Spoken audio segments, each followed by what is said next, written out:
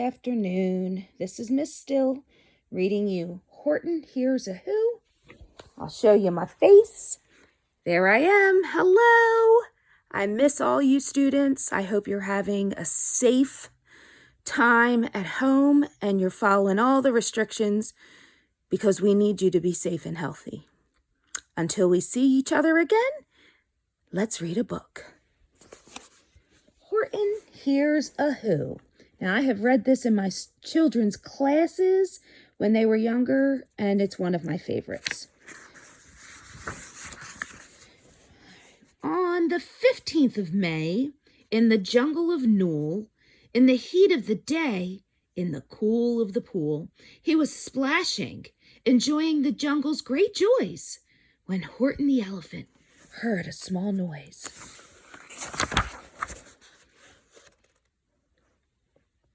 So Horton stopped splashing. He walked toward the sound. That's funny, thought Horton. There's no one around. Then he heard it again, just a very faint yelp, as if some tiny person were calling for help. I'll help you, said Horton. But who are you? Where?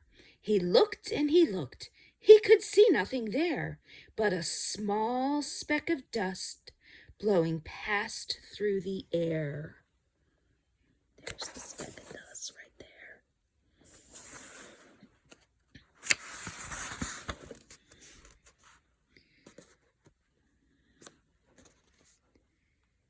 I say, murmured Horton, I've never heard tell of a small speck of dust that is able to yell. So you know what I think? Why, I think that there must be someone on top of that small speck of dust, some sort of a creature of very small size, too small to be seen by an elephant's eyes. Some poor little person who's shaking with fear that he'll blow in the pool. He has no way to steer.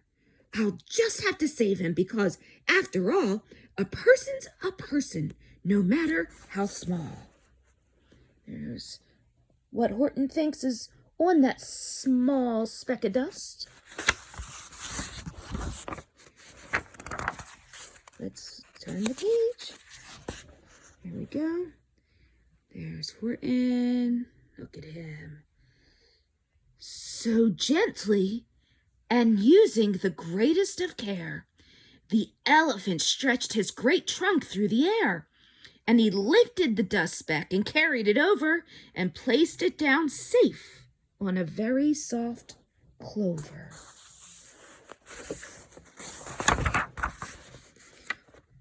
Humph, humped a voice. 'Twas the sour kangaroo, and the young kangaroo in her pouch said, humph, too. Why, that speck is as small as the head of a pin. A person on that? Why, there never has been.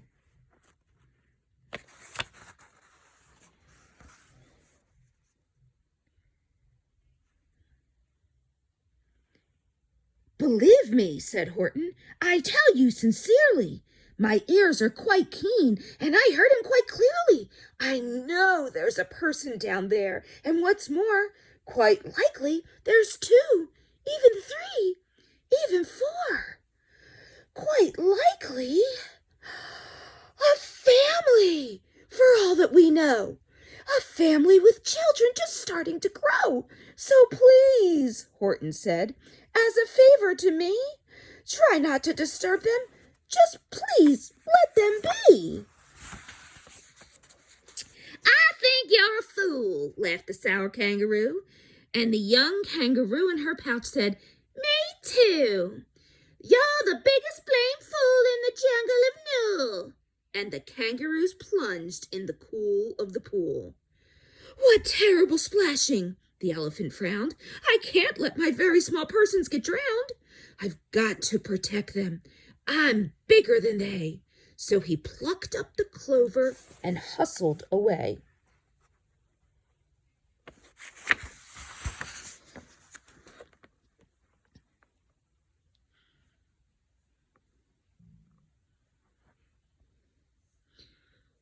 Through the high jungle treetops, the news quickly spread.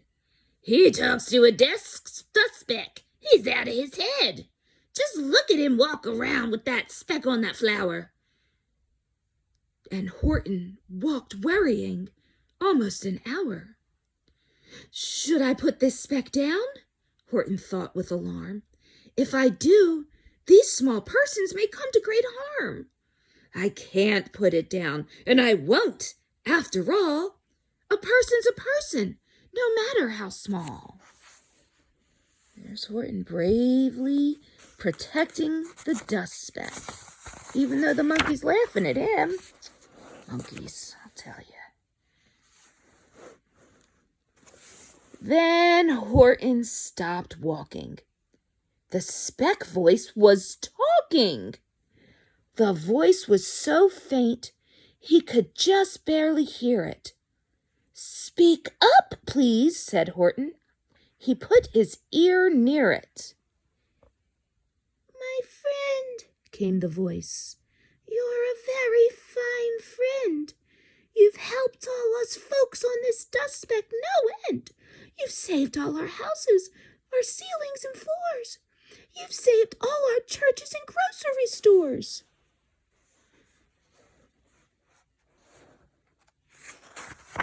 It's a good thing Horton has big enough ears to hear those small voices. Oh my. Oh, look at all those people. There's the town hall. That must be the mayor or someone who works for him. Let's see. "You mean," Horton gasped, "you have buildings there too?" "Oh, yes," piped the voice. "We most certainly do." "I know," called the voice. "I'm too small to be seen, but I'm mayor of a town that is friendly and clean. Our buildings to you would seem terribly small, but to us, who aren't big, they are wonderfully tall. My town is called Whoville, for I am a Who, and we Whos are all thankful and grateful to you." And Horton called back to the mayor of the town, "You're safe now. Don't worry. I won't let you down."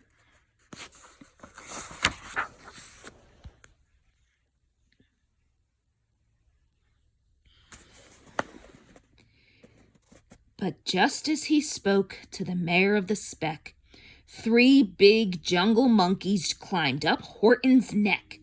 The Wickersham brothers came shouting, "What rot! This elephant's talking to who's who are not. There aren't any who's, and they don't have a mayor, and we're going to stop all this nonsense, so there."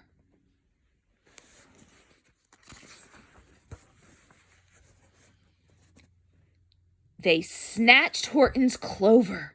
They carried it off to a black-bottom eagle named Vladikoff, a mighty strong eagle of very swift wing. And they said, "Will you kindly get rid of this thing?"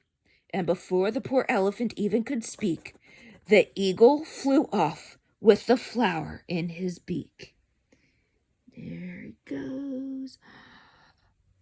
There's the eagle, Vladikoff, taking the speck from one of the Wickersham brothers. Oh no, look at Horton, he's so brave. Didn't even know elephants could climb hills like that. That's craziness.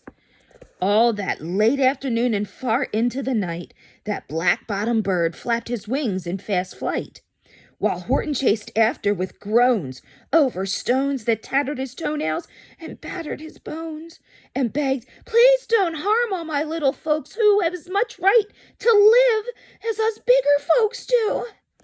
But far, far beyond him, the eagle kept flapping, and over his shoulders he called back, "Quit your yapping. I'll fly the night through. I'm a bird, I don't mind it, and I'll hide this tomorrow where you'll never find it."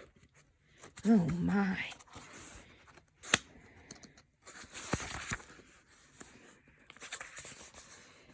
Whoa.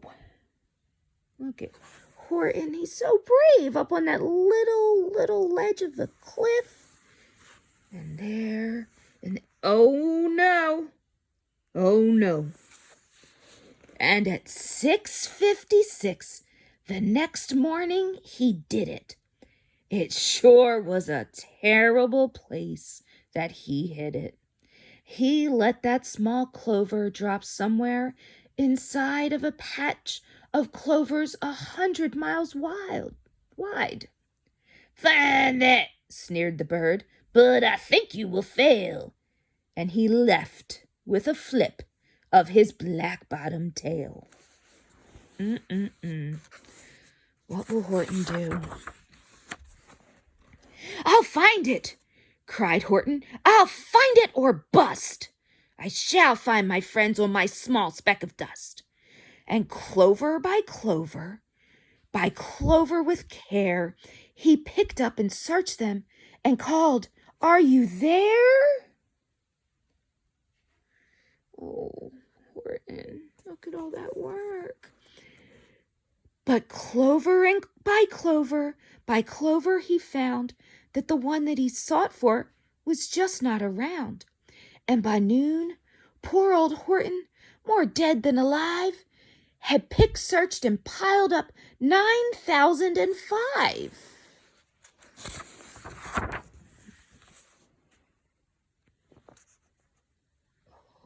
Goodness, look at all those clovers.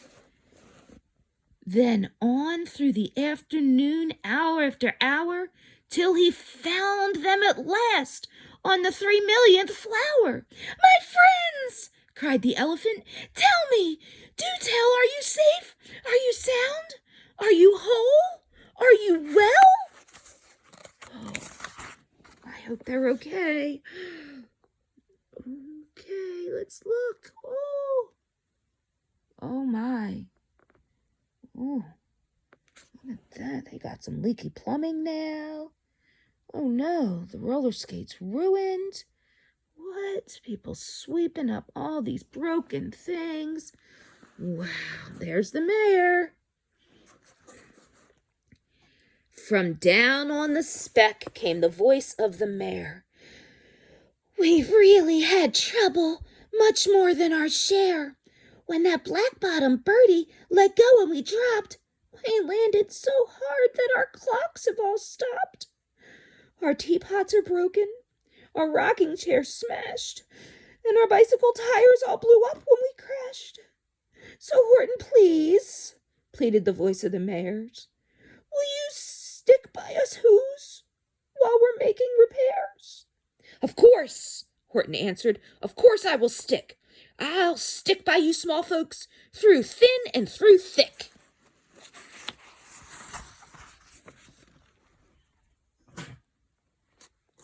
Uh-oh. Oh my.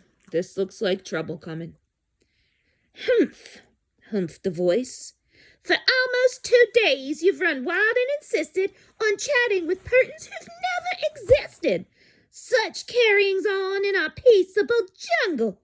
We've had quite enough of your bellowing bungle, and I'm here to state," snapped the big kangaroo, "that your silly, nonsensical game is all through." And the young kangaroo in her pouch said, "Me too."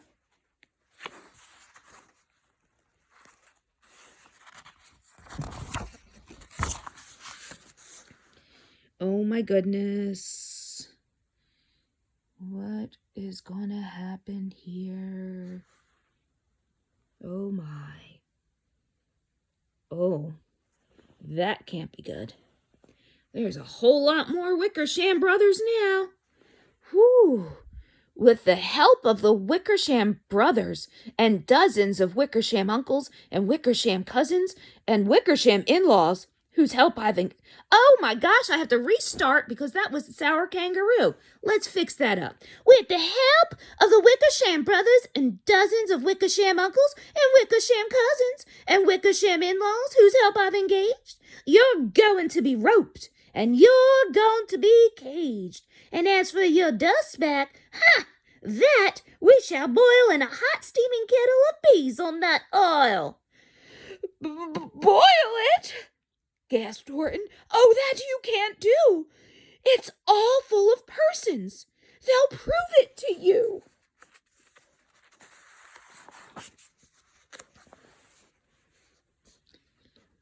Mr. Mayor, Mr. Mayor, Horton called. Mr. Mayor, you've got to prove now that you really are there.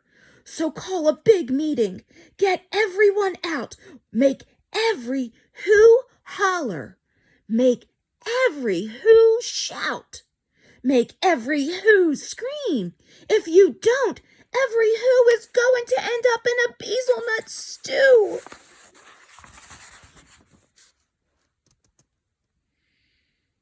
Oh, look at them all. Everyone's doing their part.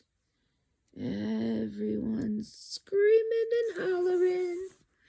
And down on the dust speck, the scared little mayor quick called a big meeting in Whoville Town Square. And his people cried loudly. They cried out in fear. We are here! We are here! We are here! We are here!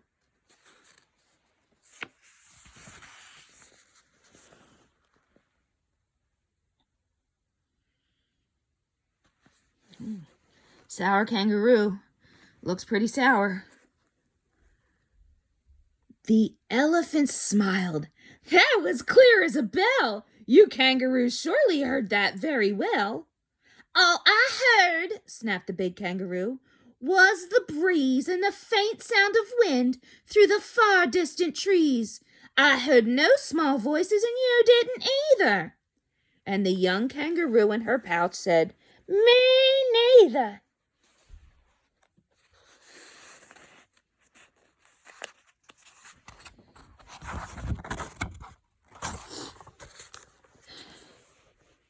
Look, oh no, uh-oh.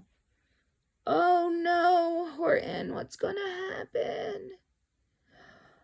You've got to protect that dust speck. Grab him, they shouted. A cage, the big dope. Lasso his stomach with 10 miles of rope. Tie the knots down. Tie the knots tight so he'll never shake loose. Then dunk that dumb speck in the hazelnut juice. Horton fought back with great vigor and vim, but the Wickersham gang was too many for him. They beat him, they mauled him, they started to haul him into his cage, but he managed to call to the mayor, Don't give up! I believe in you all. A person's a person no matter how small. And you very small persons will not have to die if you make yourselves heard. So come on now and try.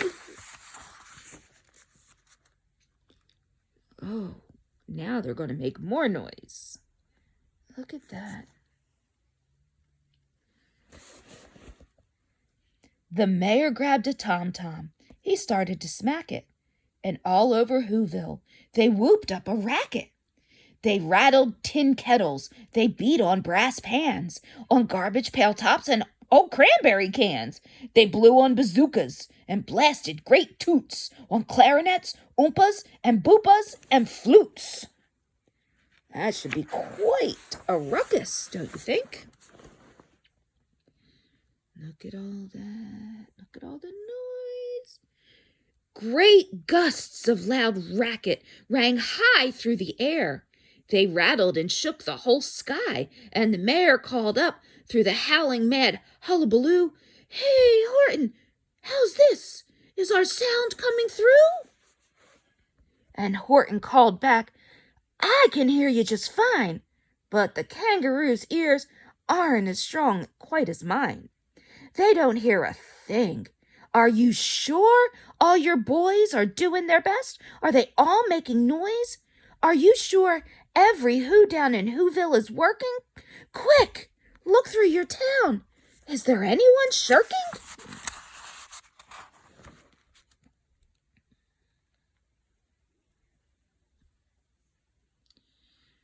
Looking through the town. Is there anyone shirking?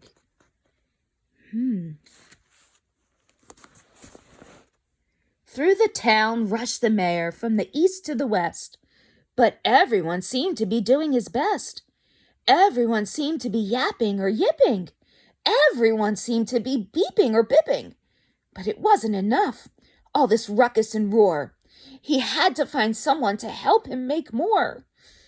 He raced through each building. He searched floor to floor.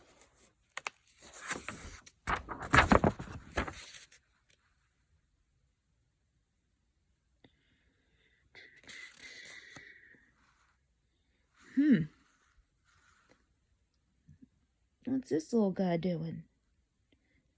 Playing with his yo-yo.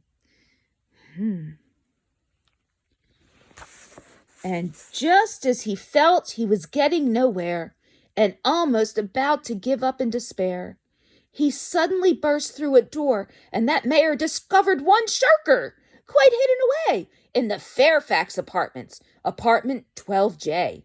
A very small shirker named Jojo was standing, just standing, and bouncing a yo-yo, not making a sound, not a yip, not a chirp. And the mayor rushed inside, and he grabbed the young twerp. Ooh, look at it. Oh, my goodness. This isn't good.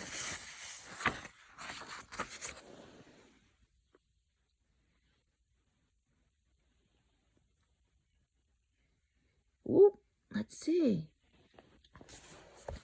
And he climbed with the lad up the Eiffelberg Tower. "This," cried the mayor, "is your town's darkest hour. The time for all who have blood that is red to come to the aid of our country," he said. "We've got to make noises in greater amounts, so open your mouth, lad, for every voice counts." Thus he spoke as he climbed. When they got to the top, the lad cleared his throat, and he shouted out, "Yap!"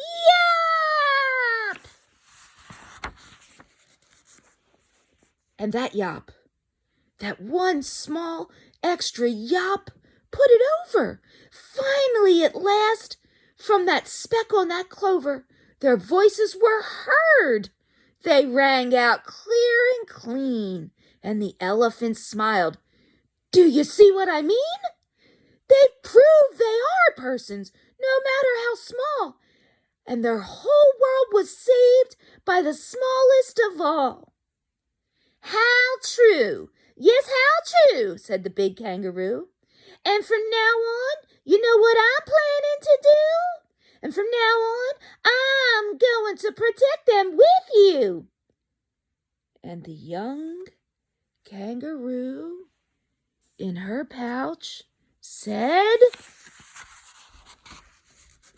"Me too. From the sun in the summer, from rain when it's fallish, I'm going to protect them no matter how smallish." And that's the end of Horton Hears a Who. So have a nice day at home, and look for all those little persons on the small specks of dust in your house. And make sure that you don't hurt them if they're there.